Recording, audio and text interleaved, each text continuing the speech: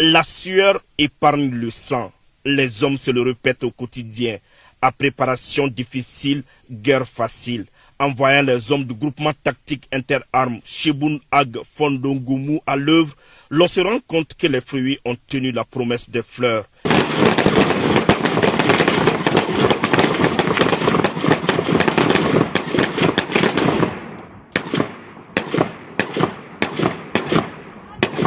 Une démonstration d'exercice de résistance face à l'ennemi, la défense d'un poste. Les 45 jours passés dans les laboratoires de la préparation opérationnelle avant déploiement ont payé.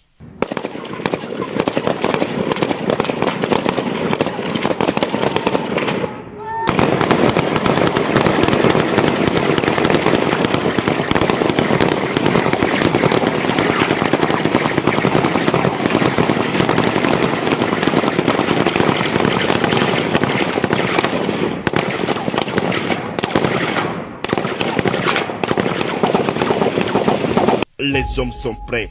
Comme le dirait l'autre, beaucoup de sueur à l'entraînement et moins de sang sur le champ de bataille.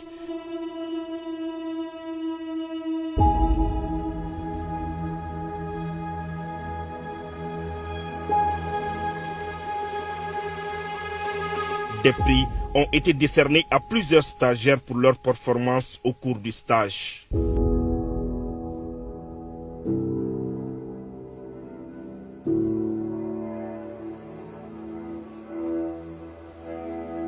Et je pense que ça, c'est vraiment une chance pour nous tous. Un soldat, à mon avis, quel que soit ses grades, s'il est dans un endroit, il faut qu'il doit être mobile. Mobile pour la sécurité. Tu ne peux pas attendre l'ennemi. Il faut bouger pour que tu puisses avoir la sécurité.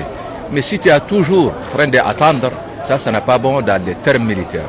Et je pense que vraiment, je félicite le commandant de zone par cette qualité de formation que se fait dans la région de Tombouctou et Taouzéni. Maintenant, il est l'heure pour eux de recevoir leur étendard.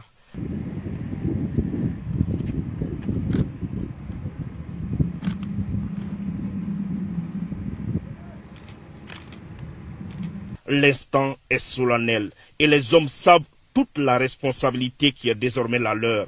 En termes d'équipement des forces armées maliennes, les autorités de la transition ne lésinent pas sur les moyens. Le GTA Cheboun Ag Fondogoumou a été doté de l'équipement nécessaire pour la réussite de sa mission. La remise de l'étendard est tout d'abord symbolique et significative. C'est l'assignation de nos missions dans notre secteur qui est d'éradiquer la menace terroriste afin de permettre à nos populations de vaquer librement à leurs occupations. Le com secteur 3 de l'opération du Gokoloko a fait au-delà du possible. Les éléments sont mieux entraînés, aguerris, déterminés et professionnels. Également, les moyens sont conformes. Maintenant, la balle reste dans notre camp pour relever le défi. Inch'Allah, ce défi sera relevé avec brio. Comme je le dis, nous nous battons pour nos peuples, nous nous battons pour notre territoire, raison pour laquelle nous sommes en uniforme. Cette cérémonie de fin de formation m'offre l'agréable opportunité de saluer les efforts du haut commandement dans l'équipement du personnel militaire de la région.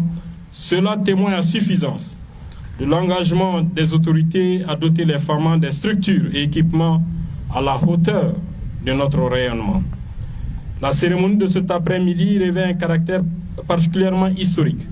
Pour une fois de plus, la région de Tombouctou célèbre l'un de ses dignes fils, un patriote, un guerrier exemplaire à qui la hiérarchie militaire a donné le nom du nouveau GTIA.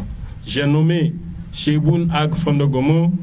Combattant hors pair, il infligea aux colonisateurs sa plus lourde défaite.